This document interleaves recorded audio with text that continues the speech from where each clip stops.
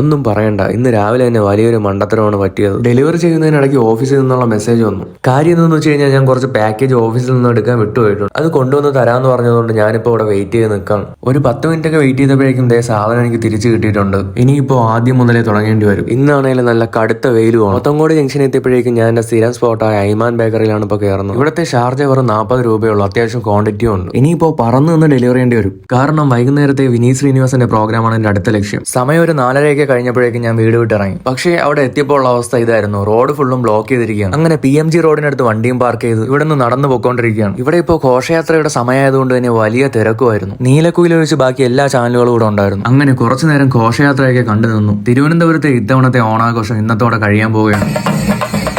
മാവേലി എന്തൊക്കെയോ ആലോചിച്ച് തിരിച്ചു പോകുന്നുണ്ട്. ഇവിടുത്തെ തിരക്ക് കണ്ടപ്പോഴേക്കും ഒരു കാര്യം പിടികിട്ടി. വിനീത് ശ്രീനിവാസന്റെ പ്രോഗ്രാമിനെ കുറിച്ച് ചിന്തിക്കുകയേ വേണ്ട. നമുക്ക് ജീവനാണല്ലോ വലുത്. അതുകൊണ്ട് ഞാൻ തിരിച്ച് വീട്ടിൽ പോയി. രാത്രി 11 മണിയൊക്കെ കഴിഞ്ഞപ്പോൾ ഞാൻ ഒരു ചായ കുടിക്കാൻ ഇറങ്ങിയിട്ടുണ്ട്.